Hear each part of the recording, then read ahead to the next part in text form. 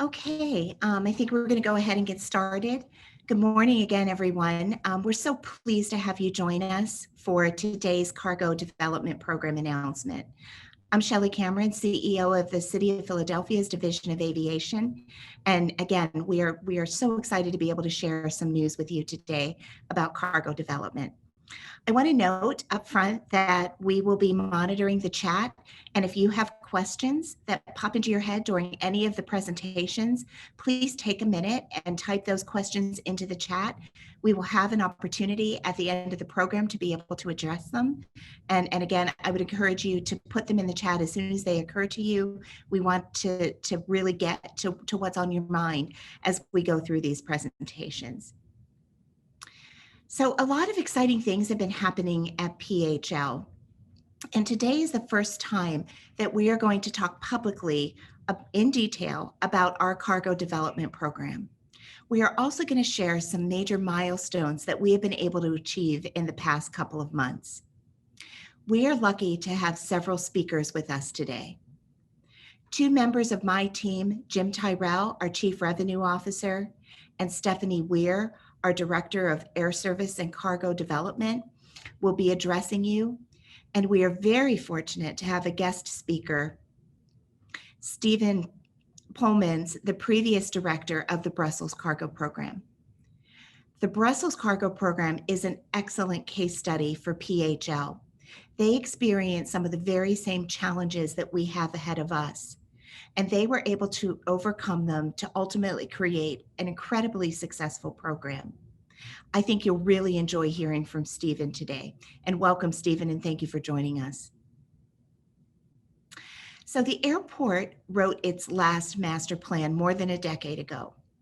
We are in the process of updating that right now, and cargo will be a focal point.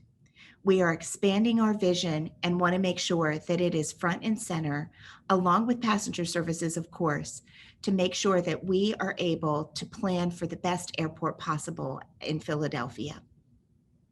Make no mistake about it, cargo is a priority focus for the airport. Why? Cargo has been growing year over year and has proven to be incredibly resilient, even in the face of a global pandemic. When we look at the numbers from 2020, we saw a 2.6% increase in cargo over 2019. And that's in spite of passenger levels going down by more than 64%. Growth in cargo is here to stay. Year to date, cargo is up by 7.4%, with an increase in April alone of 19%. Several carriers also see this opportunity, and they have begun to operate freighter service for the very first time.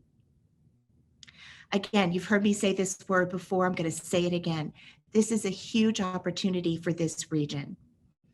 And I think that we have a chance to be one of the most successful cargo operators on the East Coast.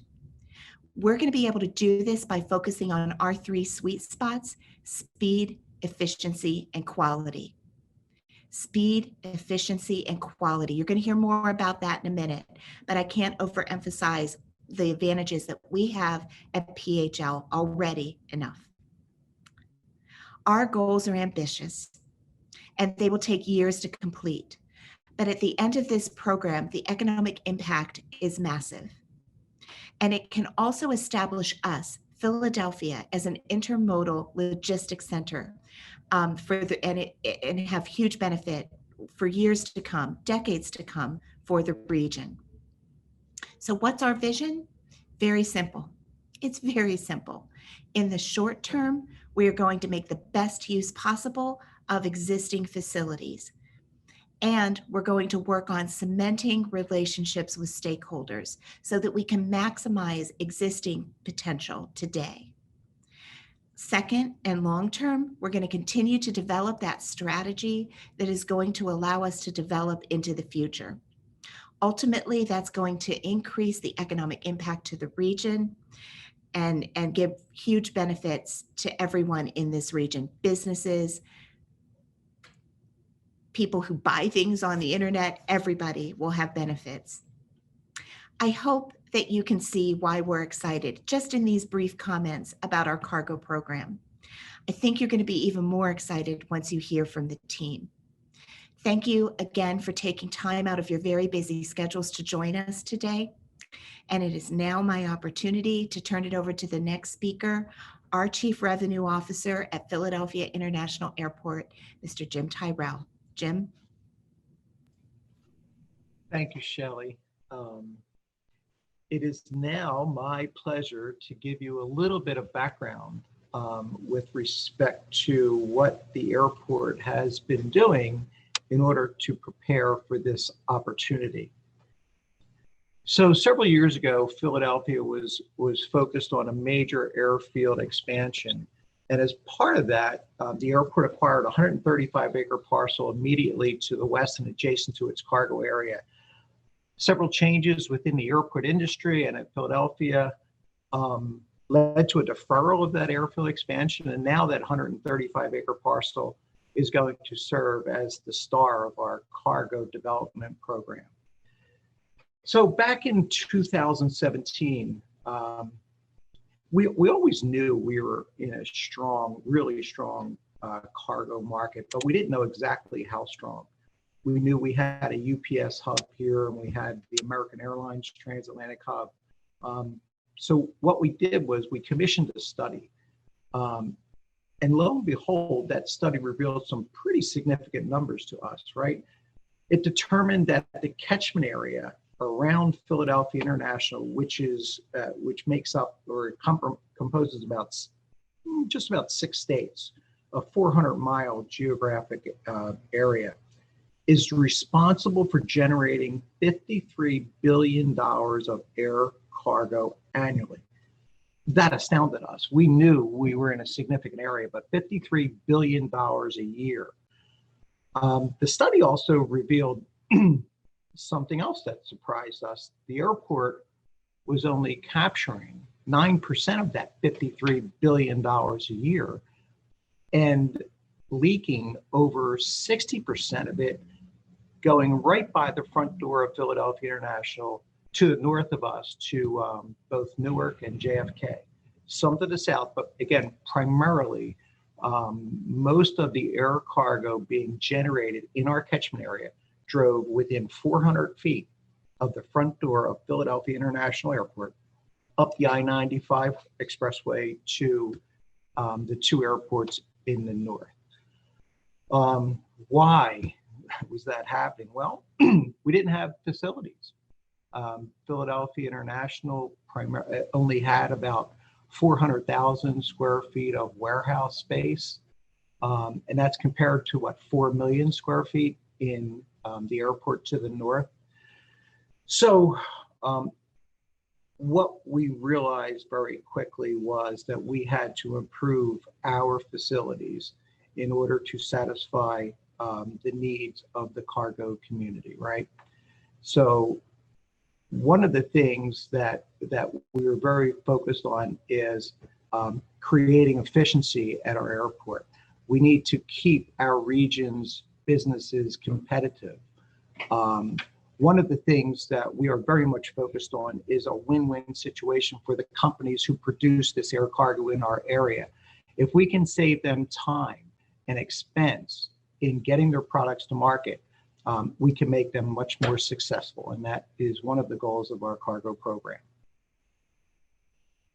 Next slide.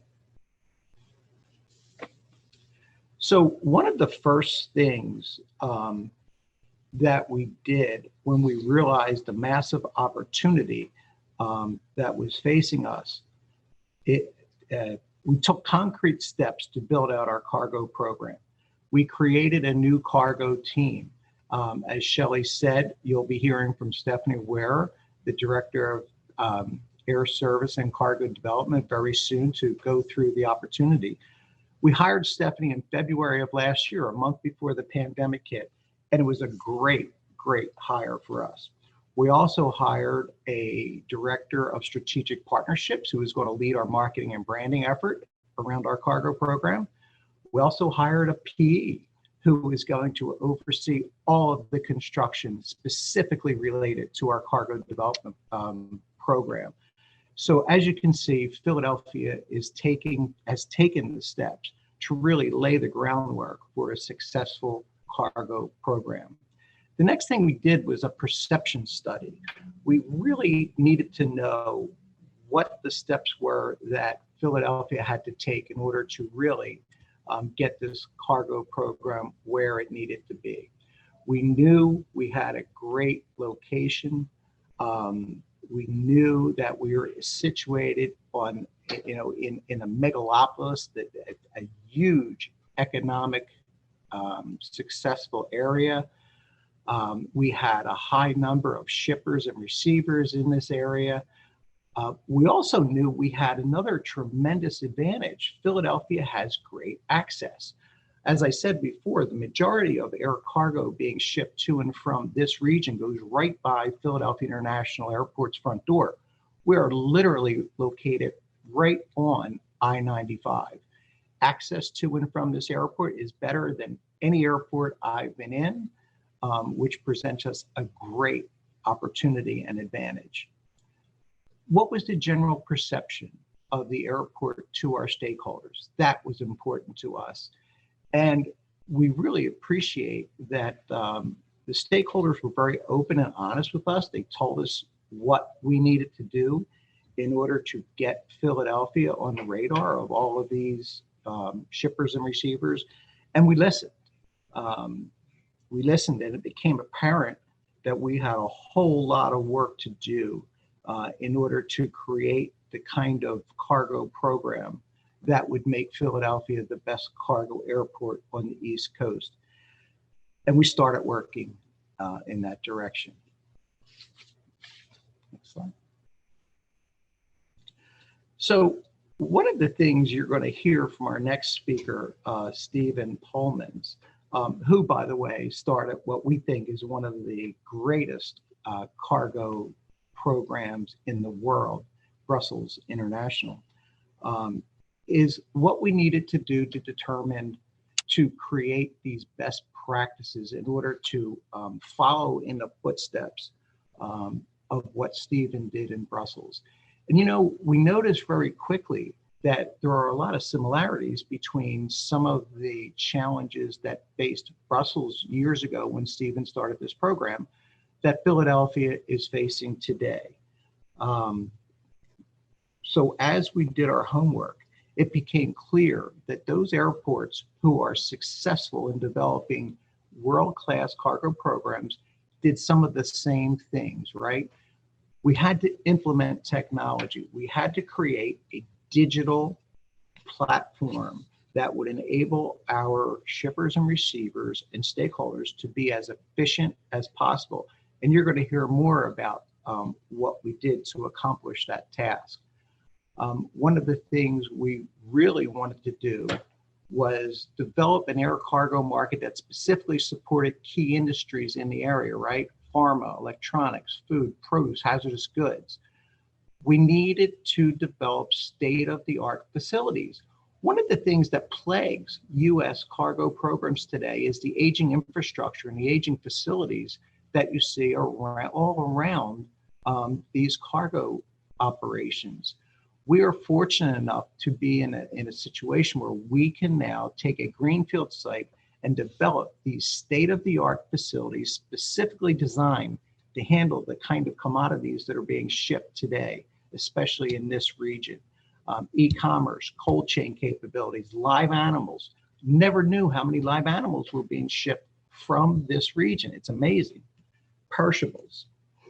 So we are very focused on developing these state-of-the-art facilities. We need to attract high-level airline services, right? That's what makes some of these airports so successful. They have all of these passenger aircraft supporting cargo transportation in the bellies, right? So Philadelphia happens to be the transatlantic hub of American Airlines. American Airlines has really invested in a new fleet of aircraft, a lot of which are placed on the transatlantic routes in Philadelphia, the Boeing 787, that we are really excited about because it enables American to not just focus on passenger transportation, but also the transportation of commodities in the bellies, right? The other thing we really have to do is to promote quality airport services. And as Shelley mentioned in her opening comments, one of the phase one things that Philadelphia is focused on is attracting those ground handlers and those freight forwarders to existing facilities to take advantage of the tremendous access that we have and really kickstart this cargo development program the way it needs to be. We're working with our federal stakeholders, CBP, the FDA, and TSA, to make sure that we're able to provide the efficient and the quality level of services that we know are necessary to really support a world-class cargo development program. So, next slide. So, as part of identifying and really putting into place the groundwork for developing this program, we went through a SWOT analysis, and some of the things were very obvious to us, some of the things weren't so obvious to us. One of the things we start with is a really strong location. Philadelphia is International, as I said before, is situated right on the I-95 corridor, directly in the middle of the political capital of the world, the financial capital of the world, and by the way, two of the biggest cargo programs in the world. And as I said before, smack dab in the middle of the busiest air cargo catchment area in the United States. We need to take advantage of that geographic location. One of the other things that we are fortunate to have, even though we didn't really work hard to develop, is the second largest UPS hub within their system. Really little known fact, second largest UPS hub in their entire system behind Louisville. Who knew? And as I said before, we also are home to the American Airlines Transatlantic Hub, which has tremendous lift, specifically to our European countries. We also, as I said before, have tremendous access to the highway system. You can be, when you start your trip from Philadelphia International Airport, you can be in 3 states in a matter of 15 minutes. Wow. How great of a distribution opportunity is that, right? And the other thing that I will mention is one of our strengths is we are committed to establishing this cargo development program as being the premier. We want to make Philadelphia International Airport the premier cargo airport on the East Coast. And that is our goal. So we have weaknesses, right? It's easy to truck goods up I-95, obviously, because that's what's being done today. We have a tremendous leakage to the north. We also have limited trans-Pacific capacity, right? We don't have flights to Asia. We do have Qatar, who flies daily to Doha, but we're lacking in that trans-Pacific capacity. We don't have the facilities yet to support a world-class cargo program. And quite frankly, we never had great contact with our cargo stakeholders. But all of these weaknesses, again, translate, in my opinion, into opportunities. We're going to leverage the synergies that we have between the airport and the port, by the way, which is less than 3 miles away from the airport. We have developed closer relationships with our state and local economic development corporations. We have created a cargo association, which I am proud to say has really been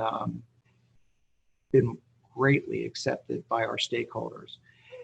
And as I mentioned before, the star of our cargo development program, we acquired 135 acres of ground to the west. And when you combine that with some additional areas adjacent to it, we have an opportunity to redevelop or develop 150 acres of greenfield space. It's just waiting for a shovel to be put to ground. And you'll hear more about that as Stephanie goes into the opportunity in more detail. We have threats. We have highway congestion. We have competition from Allentown. Everybody is, I quite frankly am amazed at the development that has taken place around Allentown.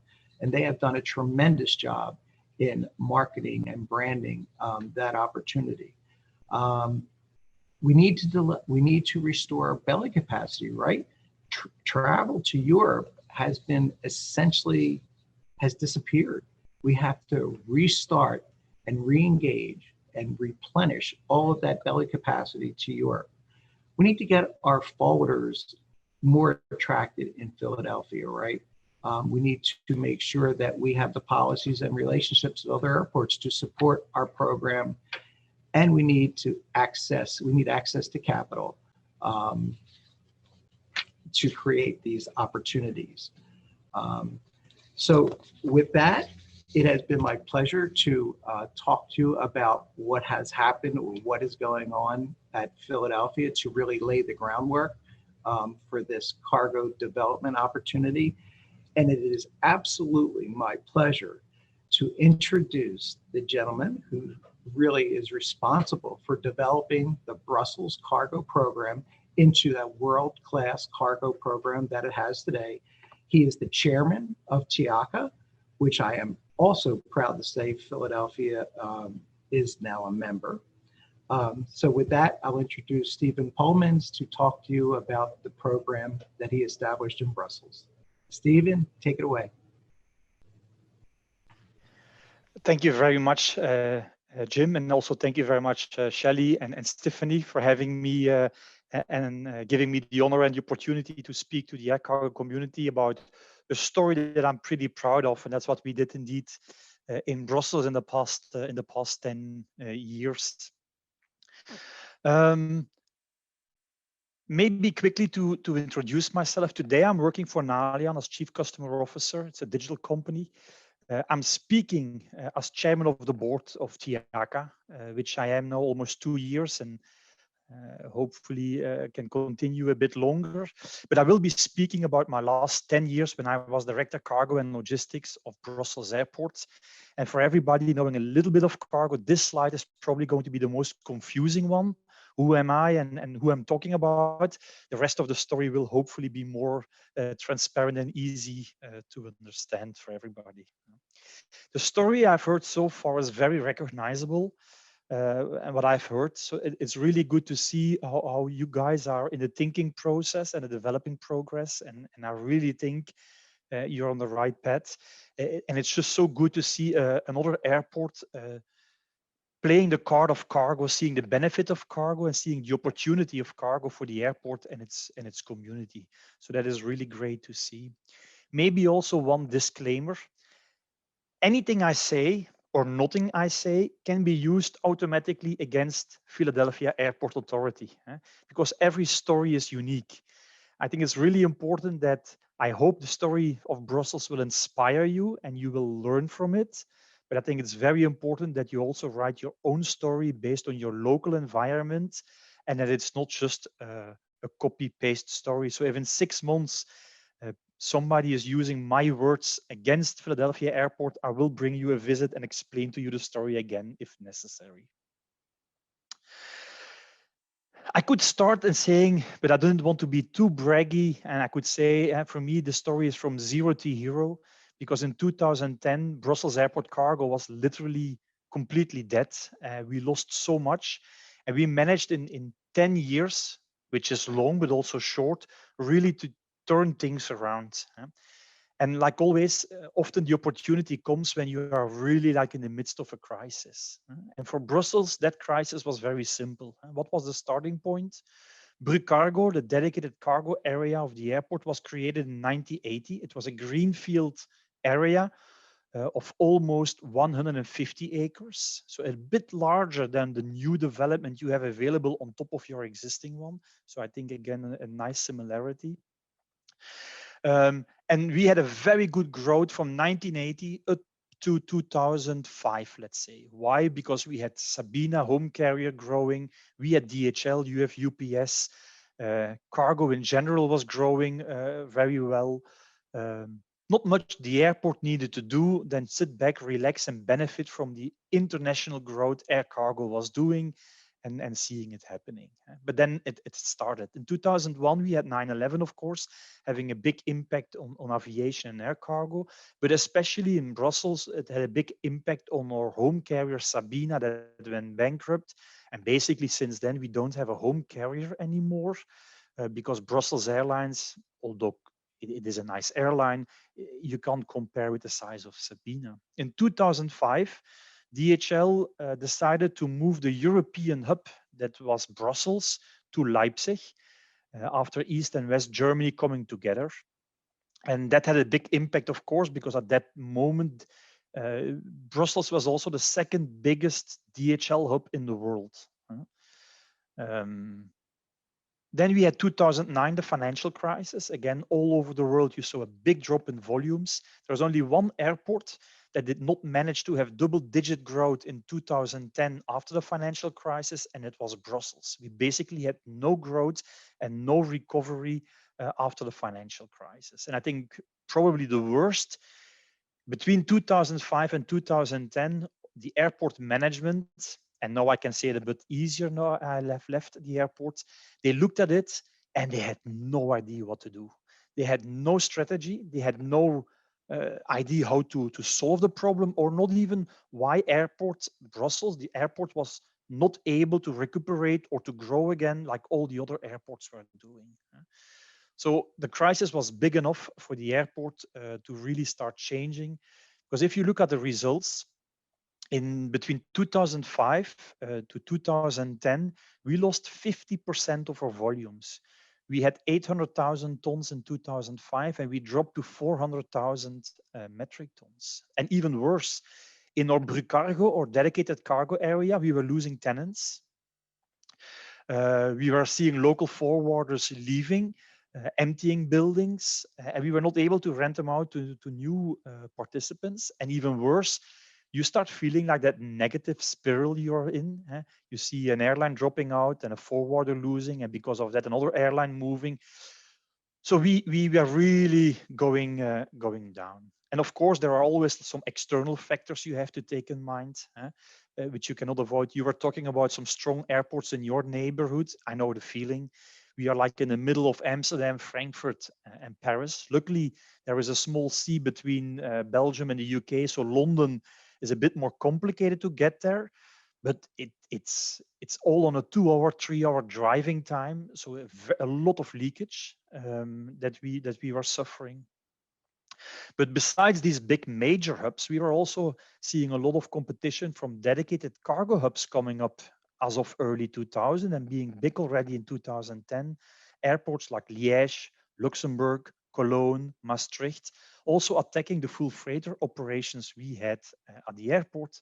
And finally, if things were not complicated enough, the government decided that after the move from DHL to Leipzig, to impose a rather strict noise regime at the airport, limiting the number of night flights and limiting the noise aircraft could make on daytime and especially on nighttime.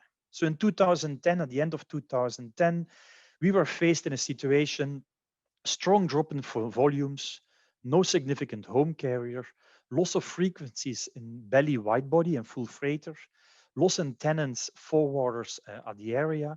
We had very old and deteriorated cargo buildings. Leases were expiring already since 2000. We were keeping buildings alive that were completely, you didn't want to see them, basically. We had a lot of operating restrictions in place. We had huge competition from hubs and dedicated cargo airports and no idea where to start. How could we turn around this situation? So the CEO at that time asked a very simple question, and it is, do we invest in cargo and are we going to make something out of it, or should we give up on cargo? Because that's also not a failure. If we don't want to invest in cargo, if we don't make, we are a private owned airport, so that means we also need to make direct money. Economical development for a region is for us less important, or for our shareholders. So it was really important that we could also show that bottom line, cargo was making money. The good thing is that when we did the investigation and we made the calculation, that operating cargo, what I would call as add-on on a passenger operation, was very profitable. If you would say part of the runway needs to be paid by cargo, then cargo becomes less profitable. But if you would say, if we see cargo as a separate business unit that comes on top, then it's also like really the cherry on the cake for an airport. So from that idea, we started calculating everything that was in place already. We were not going to attribute to cargo, but anything that was needed to develop cargo was also going to come on the expense of cargo. So we had to be able to show that we could do that. And a few decisions that we did take was, why do we do cargo? First of all, it's so important for that long haul belly traffic. At that time, there was only one flight in Brussels that could survive long haul without cargo, and it was the Brussels-Washington flight. And that was only based on all the government flying around between Brussels and Washington. All the other flights needed cargo. Brussels Airlines made 32% of their bottom line on cargo. So imagine if they would only make half of that, they would be bankrupt again in 2 years' time. So that was a very important one. And a second one was for the financial benefit that we as an airport could make, especially from the development from the real estate patrimonium at Brugge Cargo. Another decision we took was creating a dedicated cargo strategy. Because in the past, real estate would take care of cargo and aviation development would take care of passenger and cargo. And we said, no, let's put everything together from cargo. And if we want to develop cargo from a 360-degree point of view, we also want to give all the tools needed to the cargo department to act on it. Did not mean that we had like full flexibility and I could do whatever we want, but nobody could basically take any decision impacting cargo without bypassing us and checking if it made sense in that total picture. And another thing the airport decided was also that in the past, we have been trying to develop the cargo too much from the airport point of view, looking at airlines, and not enough from logistics point of view, looking at logistics, at forwarders, at shippers, and their specific needs.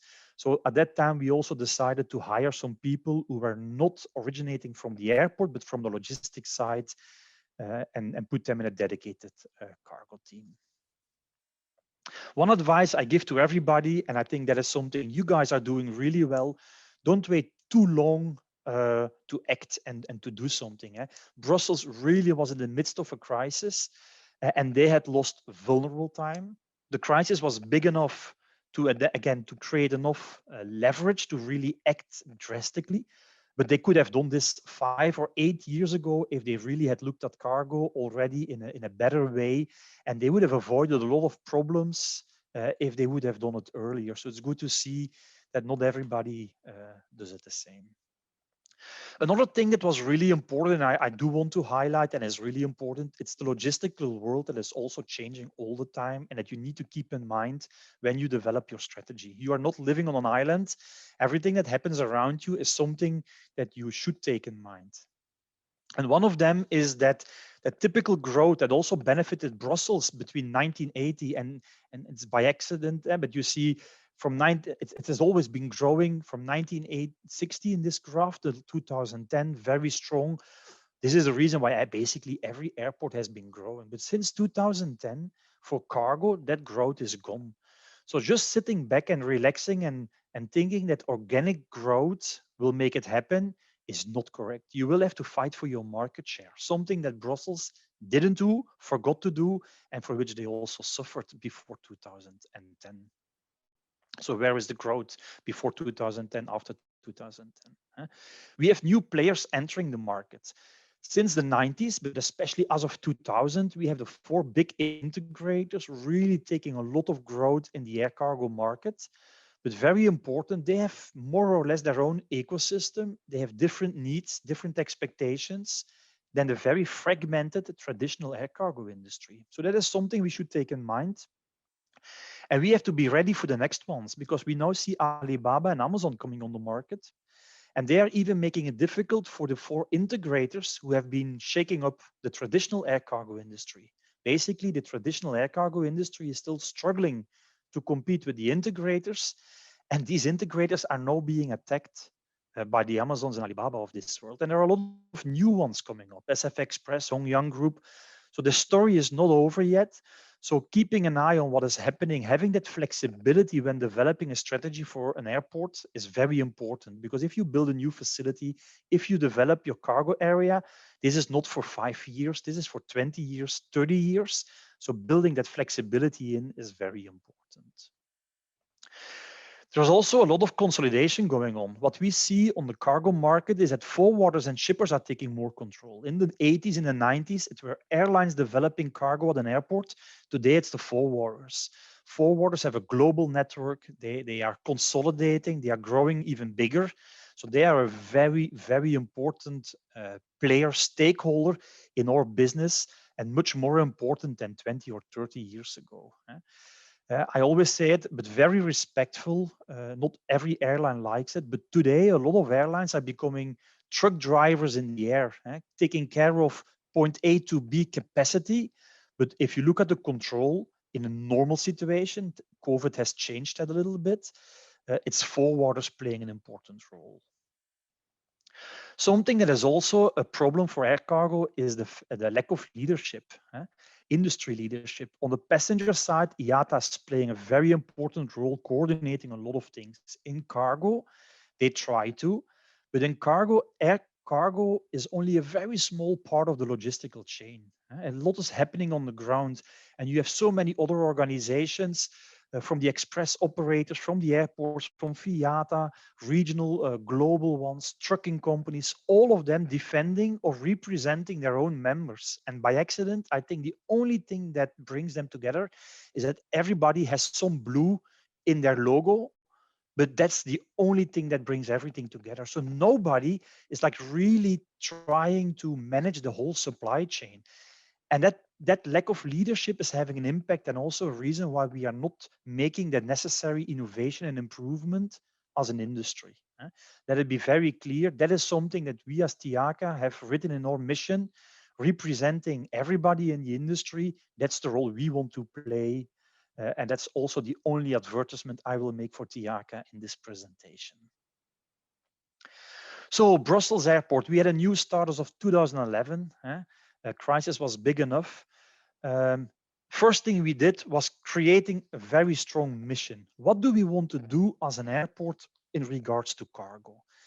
That mission was for two important reasons. Not only for the outside world, that we could go to our stakeholders and explain to them what we wanted to do.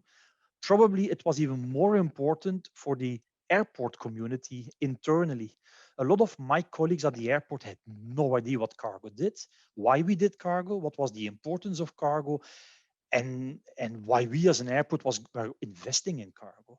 So educating the internal airport staff was very important. Aligning them around this mission was very important for us to do.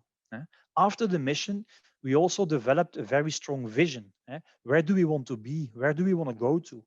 Because it's always easy to make like these predictions and make this nice statement. You put it on your website, and every 3 to 4 times you go back and look at it. And if you didn't make it, you can change it a little bit, or you say it's a vision or a mission. But we also try to lower it down and break it down in really tangible KPIs where we want to be and how we wanted to be perceived by our stakeholders and how we wanted to act. And that also resulted in a very, very clear strategy with strategic trust and building blocks. I'm not going to go into detail. Everybody, and there are enough ways on how you can build strategies, companies who can do that. What I think is really important on a strategy is the simpler, the better. The more tangible, the better. The KPIs and measurements, the better.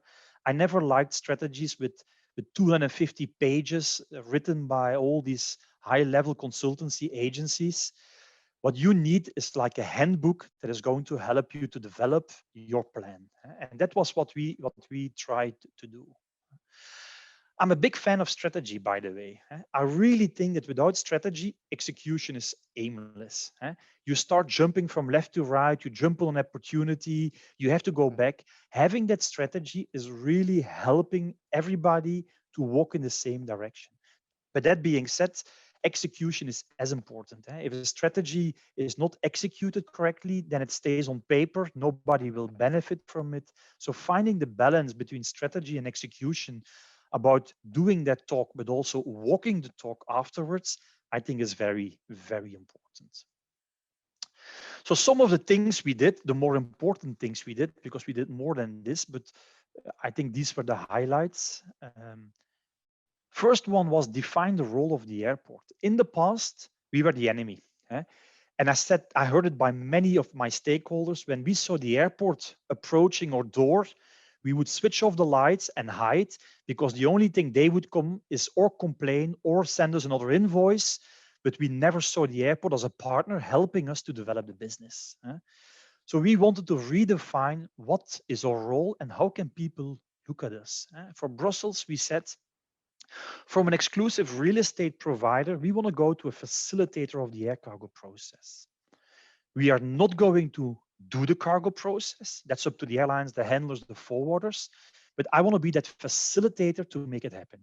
Any little rock that is on the road, I will try to take it away so that the people can try to focus on the business and to make the business work. We will focus on partnerships, on win-wins. I want to be seen as a partner. We are in there for the good times, but also for the bad times. I will not show up when we can celebrate the opening of a new building if I won't show up if you are struggling and there is a problem and I can help you. And I think doing that very consequent has really given us a lot of credit from the community, that at a certain point when we needed them, they were also approaching us and helping us. We will focus on matchmaking. In Bru Cargo, we have about 150 companies being active. They are working together already, but they're also competing with everybody. It's a very nice ecosystem, but we need to make sure that we bring them together. I want to bring potential customers together with suppliers, but I also want to bring competitors together, not to make wrong agreements, but at least to see what can we do to make things better for everybody. So that matchmaking was going to be an important one. I always made jokes that after my job at the airport, I would start marriage counseling, because the main thing we did was trying to bring everybody together and to make them work and live together in a good way. And if you can do that in the air cargo industry, I think it should also be possible in a private life. I still have it on my bucket list. Maybe in 5 years, I will reevaluate and see if I want to do it. Focus on the long term and the strategic part. Everybody at the airport, the stakeholders, they have operational problems that they need to solve today by the end of the week. They have P&Ls that they have to report by the end of the month. They have budgets for the whole year. The only one who can really look forward 10 to 20 years, that's the airport. And that's what we said, guys, we will have that long-term vision and view. So you have more time to focus on the short term and the mid-long term. We just have to make sure that the two stories are aligned. But I will support you on the short term and you don't have to convince me, but you have to trust me on the long term that we are doing the good things, and then we will be able to work together in a very good way. Basically, what we said is we will make sure that we are focusing on enlarging the cake rather than focusing on the slice of the cake. That's up to you guys in the community to do. That's the competition that can play. But we will make sure there is enough cake for everybody, more cake for everybody. And if possible, we are even going to make that cake look much better. We're going to make it a fruit, but in case of Brussels with all the chocolates, a nice chocolate cake. So there will be more for everybody and it will be better. And with the better, we were also referring to the higher yields that we wanted cargo to generate for everybody. First thing we did, be very concrete and transparent. So we did, together with the Flemish Institute of Logistics, we did a study, a bit the same study that you guys did in Philadelphia, PHL, I heard I can say, so I will do the same. It was called Bru Cargo Secured Gateway. And from that study, we also made a SWOT analysis, but we also took 11 projects and one program that were our starting point even before we developed our further strategy, but to solve the basic needs that we needed to do. And they were focused on 3 things. One was Bru Cargo. How can we make sure that Bru Cargo becomes top of mind? We didn't want people 10 kilometers outside of the airport, truck their cargo to Amsterdam as if it was normal, not realizing that in 3 minutes there was another airport that could help them as well. So how could we make sure that Brucargo was on top of mind with everybody?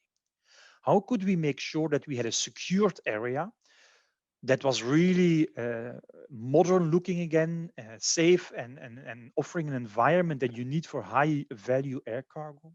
And how could we go to that gateway concept where we became that hub, that gateway for cargo that was good for business and where business could grow? Those were the three building blocks of that plan. A few things that you have said already earlier, we already mentioned at that time, we were talking about a cargo community system at that time, not even knowing what we really wanted, but still exploring. But we said we need something to be future proof because the world becomes more and more digital.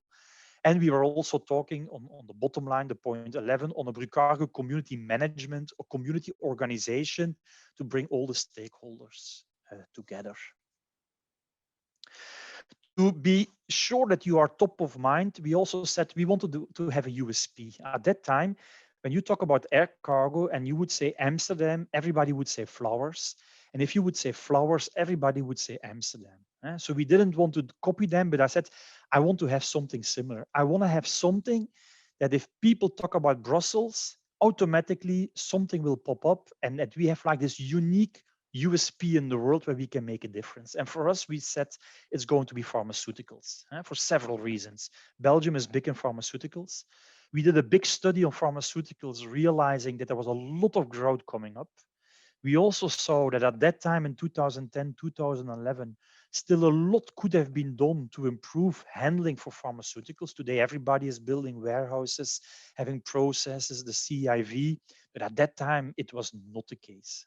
So we want to be for everybody the leading worldwide recognized airport for pharmaceuticals.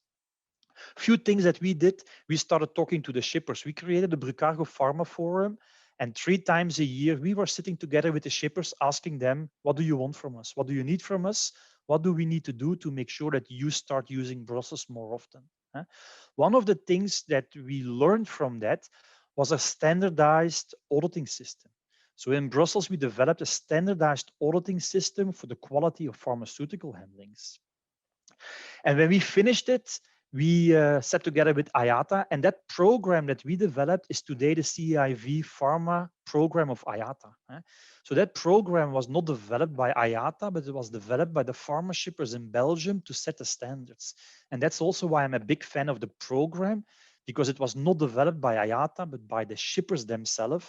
And I think that's the biggest strength, and I hope that IATA keeps on embracing that expertise that was brought into the program from the beginning. We developed our own cool dollies for pharmaceutical transport on the ramp side to keep the temperature range. So for us, increasing the standards was really important. And we also started working on end-to-end solutions.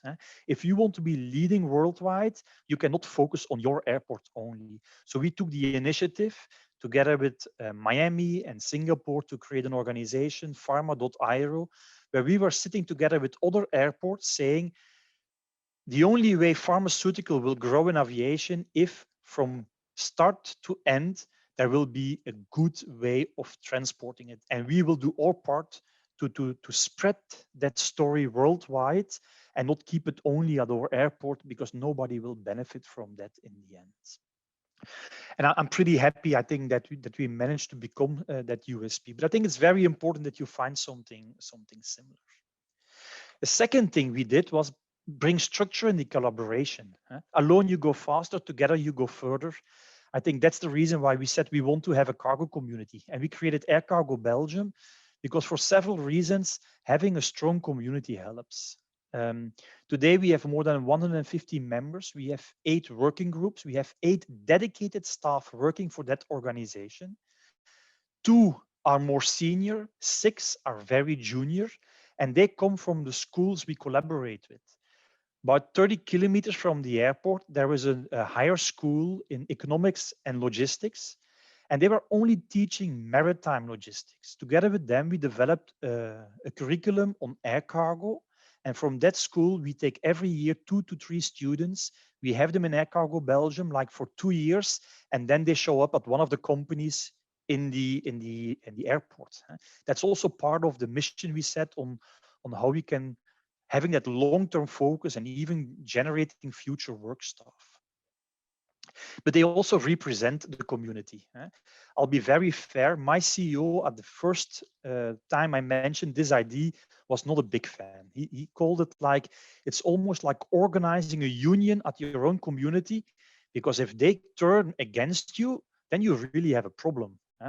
Yes, but if we do a good job and they partner with us, then we really have a partner to fight together to make it happen. So in the end, we decided indeed that the benefits were much bigger than the potential risks. At least if you as an airport do want to face them also in a constructive way. If we only wanted to pretend cargo was important, then after a few years, they would notice and they would turn against us. But if you really want to walk the talk and live what you say, then I don't see any risk in having a strong community and also face them. I can tell you that the first 2 years discussing with them was not always easy, because they had some really bad experiences from Brussels airport in the past, and now we have been working with them. So we needed to clear the air first before we could start building on a new story.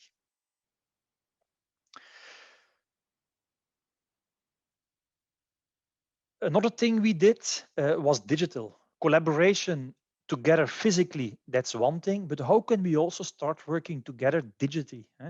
And in 2010, we always said digital is the new normal. I think that today we can already say digital is not a new normal. Digital is normal. Look at the next, at the generation that is now finishing school. For them, digital is really normal. It has been part of their life from the beginning. I still remember that in 2004, for example, if I would leave my home without my mobile phone, I would probably come to the office, drop a quick email to my colleagues saying, "Hey guys, if you want to reach me, it's on mail or my normal phone because I forgot my mobile today." If today I would leave to the office and I forget my mobile phone, I go back home to collect it because I cannot work without a mobile phone. This has been so part. We do everything, and if you then look at air cargo, it's amazing how much we are lagging behind on innovation and digitization. And I know there are a lot of reasons why we can't do it. It's a very fragmented industry. That's correct. There is little innovation, there is little margin for a lot of players. That's correct. We depend on everybody, and if I move forward but the other ones don't do it, yeah, it's correct. But often they are also used as an excuse. So I really think that as an industry, if we really want to make progress, digital is the number one highest priority that we as an industry should do and embrace to really make progress. And we really have to move from this fragmented industry with inefficiencies and with little innovation to a very connected industry, where we as an industry focus on process and chain on the efficiencies. Today, if we see that a handling agent is like a weaker element in the logistical chain, we are not supporting them. We are going to try to abuse that situation in our own benefit. We don't want to create transparency because we attack everybody who is transparent in their processes. We don't want to be transparent and learn from it. So as long as we don't change that behavior, it's going to be really difficult, but it's going to be necessary. Innovation needs to happen, and I'm a strong believer that airports and communities are the ideal platform to enable that kind of innovation. And we need to be prepared for an even more digital world in future. If we see the gap today between what we as air cargo are doing and what the rest of the world is doing, the gap is only becoming bigger.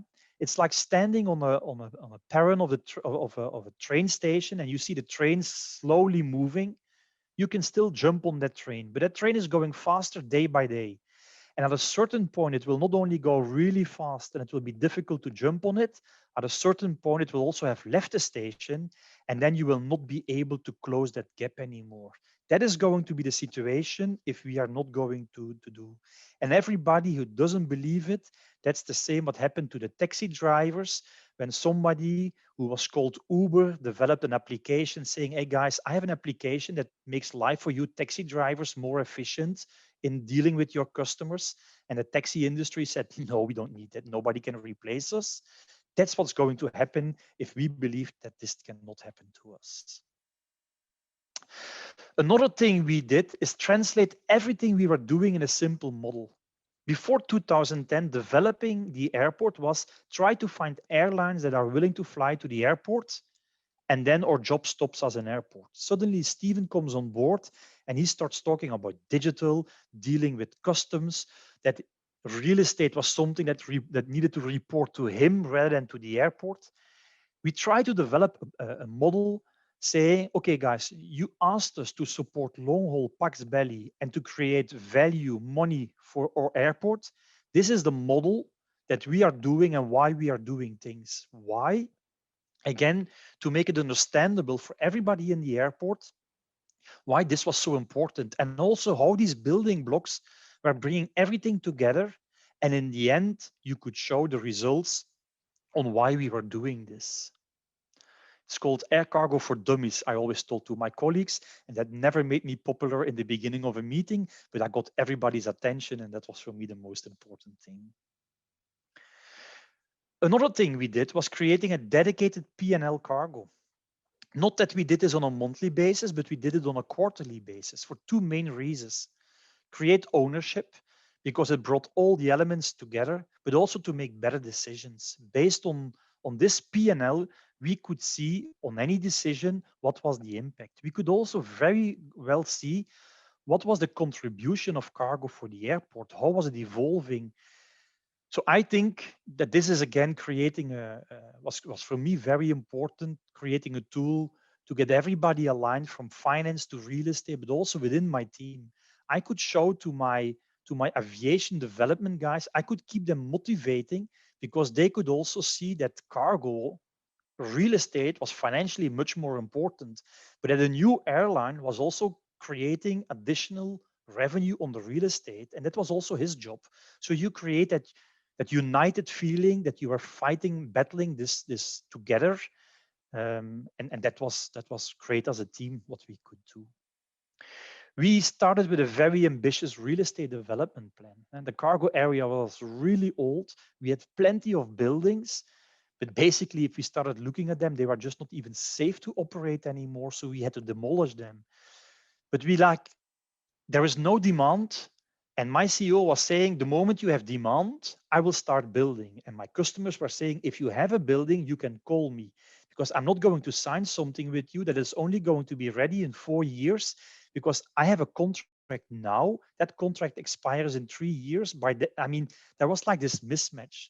So that whole attitude from the airport, being very late in reacting, being very risk averse, we needed to change into a more proactive. If we really believed our strategy, we should be like doing that win-win and that risk sharing part as an airport. Because that's what a lot of forwarders said. If you believe your strategy and you want me on board, show me the money, show that you are willing to take the risk, and then I'll partner with you.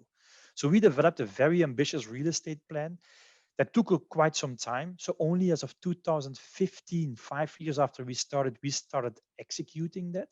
But now, 5 years later, most of it has been executed. We have in total more than 120,000 extra square meters of warehouses being built in 5 years' time. And we had redevelopment of warehouses of about the same size. So today, I have no doubt that I'm willing to take any new customer at the airport, show them our buildings, because this is a state-of-the-art environment that really attracts people and makes people willing to work here. One of the effects that we never thought is all the companies at Brussels Airport now say it's easier to find a workforce because of the modern look of the buildings, the modern processes, and the whole environment. So the indirect benefits is sometimes things you do underestimate as well. Continue to think and work strategically as an airport. Keep that strategic focus. In the 10 years, we've had great opportunities. And every time you have to think twice. Are we going to jump on it? Yes or no? Because if you start jumping it all the time, you really risk losing that traction and that focus. But at the same time, you want to be ready if a great opportunity comes up that you can take it. So that is going to be very important. But keeping that focus learned us that we were very aligned. And at a certain point, it's like a good drilled army. if you have a very good drilled army, 80% of the things start going automatically. People don't need to do it anymore. And it allows you to be flexible at certain points. So we have these 5-year development plans that we keep on working on, evolving over time.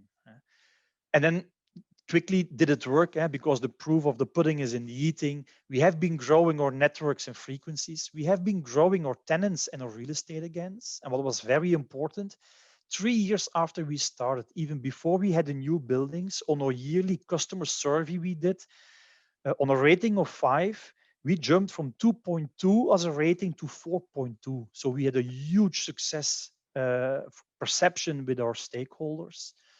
I really believe that in the world today, we are seen as a leading pharma gateway and getting a lot of respect from many stakeholders. So that is really great to see. We are growing the volumes again significantly. We are back again at almost all the volumes we lost, we gained back in a really short time frame. Even more important is we grew a lot of bottom line. The contribution from cargo grew by 400% between 2011 and 2020, and is again expecting to double in the next 5 years despite COVID.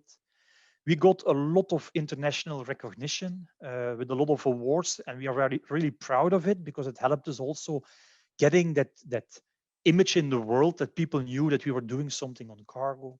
And I think one of the most important things is that cargo today is not a separate entity with a separate strategy. It's really high in the airport strategy and in the airport vision long term. So when making plans, really think big. When making progress, think small, focus on the little things where you can make a difference. And then I'm pretty sure that in PHL, you're going to make a great story on cargo. And I look forward to follow it from my side and from Tiaka's side in the years to come. And if anything, I look forward to hear from it. So I give the control back to you guys.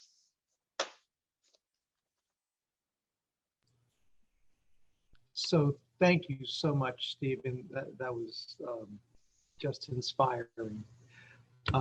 So without further ado, to talk more about the specific opportunity in Philadelphia, I'd like to introduce Stephanie Ware, our Director of Air Service and Cargo Development, who, as I said before, was hired just about a month before the pandemic hit, and has just been a tremendous addition to the PHL team. Stephanie, thank you. It's all yours. Thank you, Jim. I'm so excited to talk to you today about all of the specific and tangible activities that we have been doing for the past year and a half that builds on all the work that the airport has done since commissioning that study in 2007. When we started to look at our short-term strategy, now you remember that at the beginning of the presentation, our CEO talked about how we broke down our cargo vision into short-term and long-term strategy. So when we looked at the short-term strategy, the first thing we did was take a really hard look at our existing cargo facilities. And one of the things that we realized quite quickly is that we didn't really have a lot of room to grow. Almost all of the buildings are completely filled with tenants who are operating successfully out of PHL. But we also realized that in some of the buildings, particularly in C2, there were tenants in the buildings that did not do cargo. They were very important tenants and they provide very valuable services to the airport, but they weren't necessarily working to increase our cargo throughput. So one of the things we realized is that one of the ways that we can increase our efficiency in the short term is to try and make sure that the tenants that are in our cargo facilities are really operating and working on cargo. When we looked at who was operating, we realized that fortunately we had a very good mix of types of carriers. And that is a foundation that we want to build on as we attract new carriers. So we have integrators, we have freighters, we have passenger carriers who have a strong focus on cargo at PHL. And all of these carriers work in different ways and operate to different destinations. So it gives us a route map that is very balanced in its domestic and its international. Now, we've spoken about how we are UPS's second largest hub, how we are American's transatlantic hub, and that you can see from the strength of our European connections. Now, this is not just because of UPS and because of American. It is also a reflection of the type of trade and commerce that is in the region. And this is something that we've focused a lot on. Our cargo program needs to be a reflection of the end users and the commerce that is in our area. And we need to make sure that we are developing a program that responds to the needs of our stakeholders. So we decided to focus on 3 areas. We think that by focusing on these 3 areas, it will help us meet our goal of becoming one of the best cargo airports on the East Coast, the ambitious goal that our CEO laid out for us at the very beginning. By focusing on revenue, we want to increase cargo throughput at the airport. But focusing on revenue is not just for the airport. It is so that all of the operators at PHL can be more successful. We really want to focus on that collaboration, on listening to what our stakeholders need so that we can generate revenue, not just for the airport, but for all of our operators here at the airport and helping to generate revenue for the stakeholders and the companies in the region.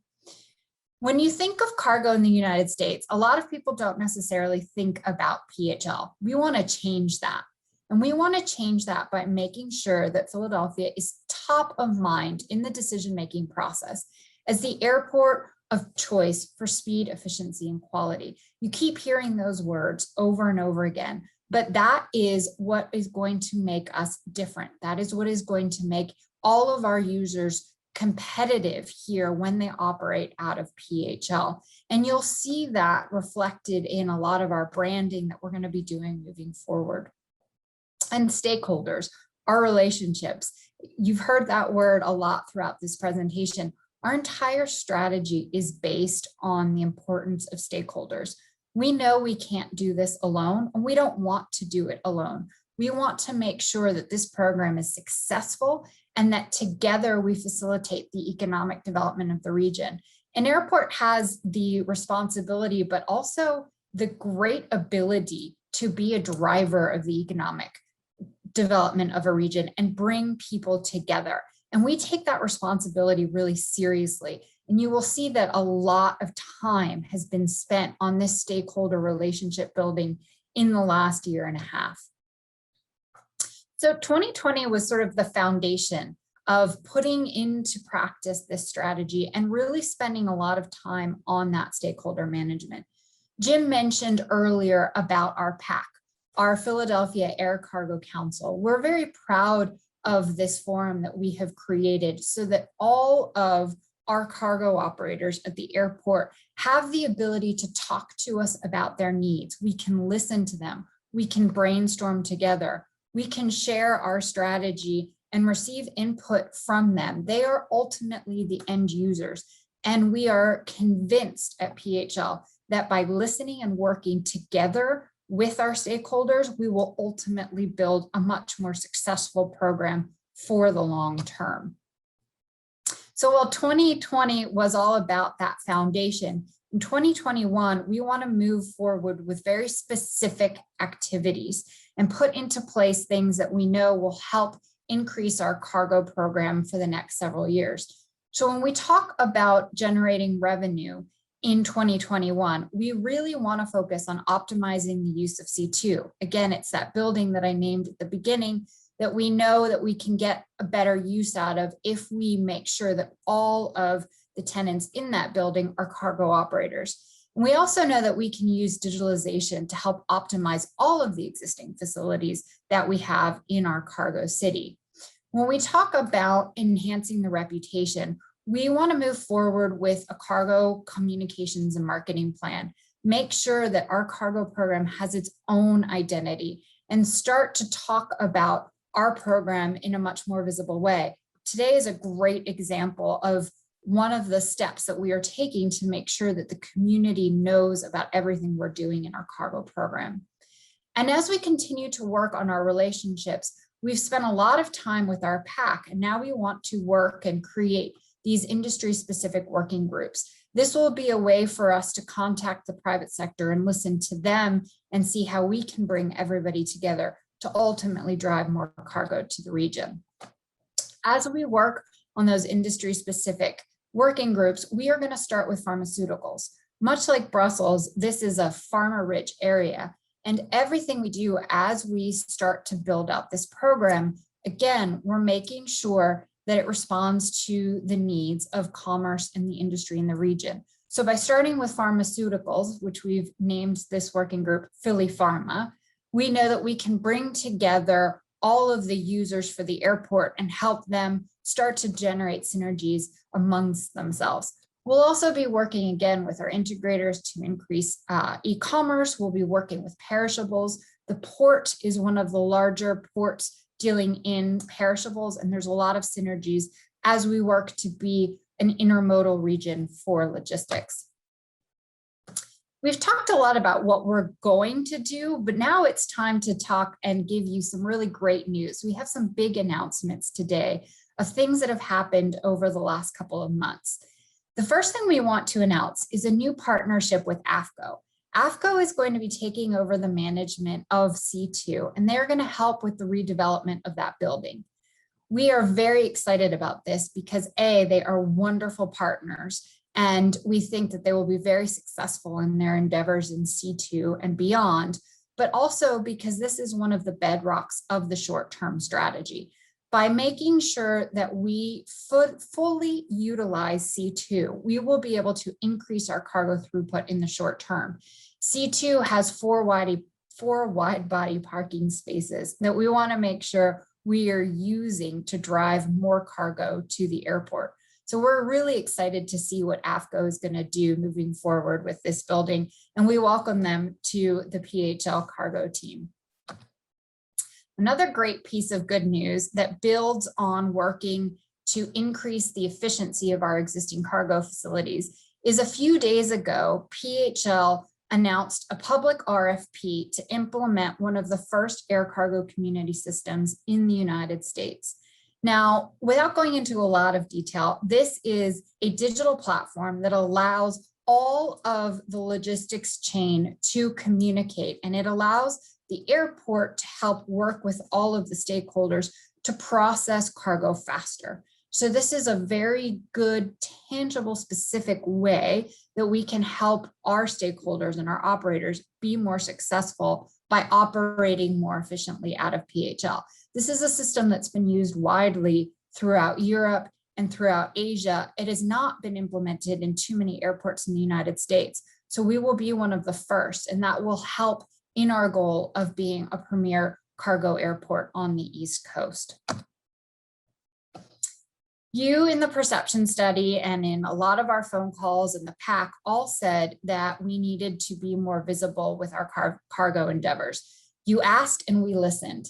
You are the first to see our new cargo branding. So from now on, everything that we do with cargo, you will see Cargo PHL delivering opportunity. And we picked this because we know this is a promise that we are making to the community, to our stakeholders, to our operators, that we will work with you. And by developing this program, cargo will increase in the region and we will drive economic development. We've talked a lot about our short-term plans, right? The redevelopment of C2, the ACCS, our cargo branding. But that doesn't mean that we haven't worked on our long-term strategy. And again, the airport has taken very specific, tangible steps. We have invested over $90 million in airport resources to make sure that the enabling projects that are necessary to develop more infrastructure at the airport are moving forward on the timeline that we've laid out. Now, this involves an environmental assessment. It involves having and developing more parking and more apron.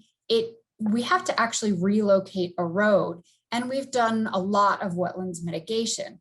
Now, again, if you look at this individually, it might not seem like a lot, but in the broader picture, this is allowing us to develop our future plans for the airport.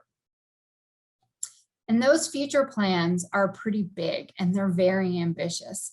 In April, and this is another one of the big pieces of good news that we are so excited to announce. In April, we were given a FONSI. Now, for those of you that don't know what that is, it is what is going to allow us, it is an approval that is going to allow us to move forward with all of our ambitious development plans to build state-of-the-art facilities at PHL. So a FONSI is a finding of no significant impact. What that means is that there was an environmental review that was done to see if there would be any impact, if any, on things like endangered species or noise or air quality. And the results came back saying that our project would have no significant impact and we could move forward. That means that all of our plans for the long term to develop the right kind of infrastructure to make Philadelphia the airport of choice can move forward. So as we move forward with our plans, we are going to develop 136 acres that we have very close to our existing cargo facilities. Now you can see from the map here, what we're trying to do is take a very modest cargo program and almost triple the amount of facilities that we have. We are going to build out 1 million square feet of cargo facilities, over 5 million square feet of airfield expansion, 20 new parking positions, and over 10 overnight parking positions. This is going to put us on par with all of the large cargo airports in the US. We are going to be able to build the cargo facilities that meet the needs of our community, not just today, but for the next 25 years, because we're going to be doing this listening to all of the input that we've gotten from the community over the last several years, and make sure that as we develop this, as we really work on the infrastructure that's going to allow us to develop our program, we are doing it in the right way so that when we look back on this in 25 years, we know that we've built the right infrastructure for the program we are laying out. We know as a team that by increasing cargo at PHL, we are going to stimulate the economic development of the region, and it is going to have a huge impact, not just on the airport, but on the entire region, on all of the operators at the airport, and the stakeholders in the private sector. We are going to make Philadelphia more competitive by building out this program. We'll create new jobs. We'll generate economic impact. As we build out this program, even the construction and then the annual operations will help generate economy in our region. Our local companies will be more competitive. They will no longer have to truck their goods to New York or down to Washington. They will be able to use their hometown airport and save time and money by doing that. We are going to help really solidify by working with all of our partners, including the port, to make Philadelphia the intermodal region for logistics. And we are very, very excited about all of these opportunities. So with this, I hope that you are as excited as we are about all of the things that have happened and all of the good news that we were able to share today. And with that, I will turn it over to Florence Brown, our Director of Communications. Thank you, Stephanie, and good morning to all. I'm going to take some questions that were submitted through the Q&A tool throughout the presentation. The first is from our friend Laura Smythe at the Philadelphia Business Journal. Can you provide some figures to better quantify the economic impact opportunity that this cargo program will have on the Philadelphia region and businesses? How many jobs do you anticipate this cargo program creating? So that question, I think, can be answered by Shelley, Jim, or Stephanie. So if anyone would like to take it away, that'd be great.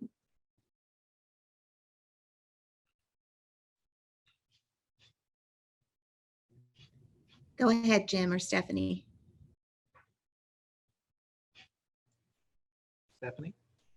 Okay, so we anticipate that this will create around 28,000 jobs in the first phase as we develop out the 1 million square feet of cargo. If the cargo program continues to grow out, that number could significantly grow higher than the 28,000 jobs. Thank you. And the first part of the question was, do we have an anticipated economic impact from this program? Jim, do you want to take that one? So the economic impact could be $1 billion a year to the region. Great. Thanks, Jim. And I just want to add, I believe that $1 billion annual, that's annual economic impact once the program is finished. We have not yet quantified what the construction economic impact would be. And that's because, you know, although we laid out some plans of what could be on the site, you know, that's going to continue to develop as we firm up who's going to be on the site. So in other words, the numbers are still a little bit squishy when it comes to what exactly happens with construction. But we do believe that the annual economic impact is somewhere in the neighborhood of $1 billion a year. Just to remind everyone, in 2019, we did an economic impact survey study that showed that we were at almost $17 billion in annual economic impact pre-pandemic. So $1 billion additional is pretty significant. Thank you, Shelley. That's extremely helpful. And thank you again, Laura, for your question. This next question was for Stephen. If you could share, what do you think about PHL's plan? I'm impressed. It took me longer in Brussels to get it on the table. So it's really good to see, and I think it's realistic. So I really think that together with the community, if you get it aligned and on the same track, I really think it's a realistic plan. Yeah, absolutely. Thank you, Stephen, and thanks for your great presentation. This next one is for Stephanie, and this question was asked a few times in the chat in a few different ways. So if I didn't get to your exact question, it's probably reflected here. So what are you doing to attract more airlines to add indirect services to regions like Asia, South America, and India? Great question. It's something we work on a daily basis. So the first thing we had to do was really find room in our cargo facilities for more carriers and bring together the private sector so that they could create business cases that would allow for the successful launch of those types of services that we don't currently have. So with the redevelopment of C2, what we're hoping is that we can attract new ground handlers and new operators to put in those direct services where we need them today. Lovely. Thank you very much, Stephanie. The next question is from Linda Conlin. She says, great presentations. Beyond demand for domestic destinations, what strategies do you foresee to position PHL as a global logistics hub?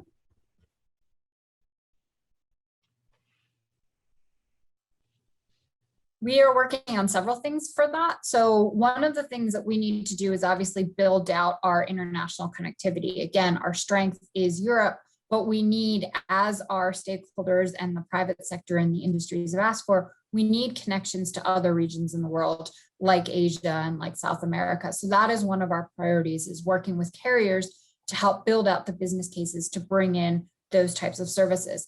The other thing is partnerships. We've talked today a lot about our local stakeholders, but those are not the only types of partnerships that we are working on forming. So we have instigated and continue to try and implement partnerships with other foreign airports, such as London Heathrow. We very recently signed an MOU with them, and we continue to work with several other airports to make sure that we have the right, what is called trade corridors with the important airports that are partners for us. Maybe Brussels will be one of them one day. And I just want to add on to that, Stephanie. I mean, you're making really great points that I can't overemphasize. I remember, you know, going back maybe 15 years when I worked at Washington Dulles International Airport. And one of the big aha moments that I had was that international flights were successful. Stephen made this point in his presentation. International flights were successful in large part, and in some cases mainly, because of cargo.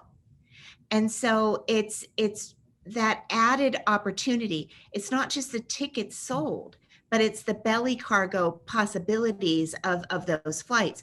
And, you know, we've been talking a lot Asian carriers and carriers around the globe about coming to Philadelphia, having cargo facilities that are very real, where they can actually understand and know that they have cold storage for things that they're shipping, or the right kinds of handlers for the cargo that they're shipping in, is really going to make, in my opinion, a huge difference in our ability to it's going to be the tipping point, if you will, of bringing some of those business cases over the edge to where those carriers may make the decision to jump into Philadelphia. So I can't overemphasize this enough. Cargo is huge to the economic success of our airline partners, and us being able to offer the right facilities is really just going to bolster those business cases.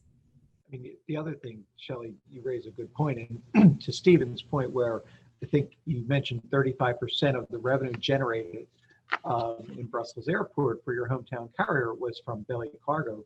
The wide-body aircraft being deployed today, especially by American Airlines out of Philadelphia, but for most of the long-haul international routes, are really cargo machines. They're especially made to carry a tremendous amount of belly cargo. So it's not surprising, especially in these days, to see cargo analysis driving decisions to fly passenger routes. So we hope that by, again, creating this opportunity with respect to cargo in Philadelphia will also help drive the business cases to attract those passenger airlines to serve those destinations that we currently don't.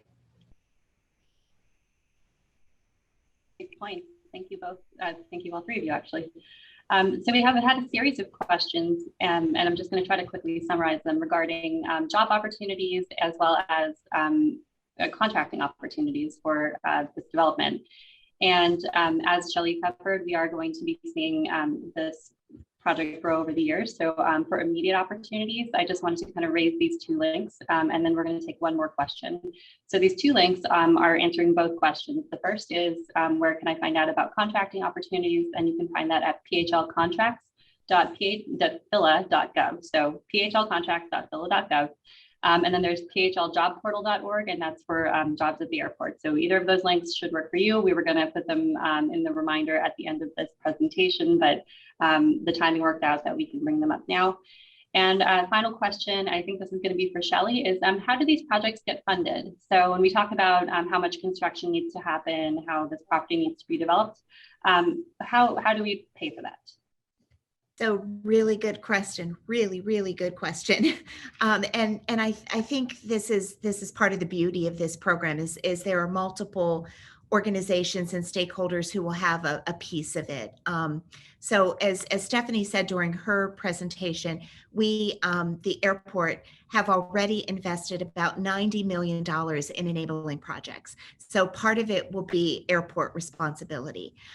Once we get the Greenfield site established, what we will most likely do is, we may do some development ourselves, but we will most likely look outward to the development community to come in and build to suit. So it could be a carrier that decides to come in and establish a large, medium, or small operation here, or it could be a developer that decides to come in and put up buildings with the understanding that they would be able to lease and use those facilities for whoever needs them. So there'll be private equity that comes in and does some of that development as well. Now, we also believe that this opportunity is significant enough that we will be able to make the case to the federal government, to the state government, to do an investment in some of the other enabling projects. So just, something that's easy to kind of wrap your head around.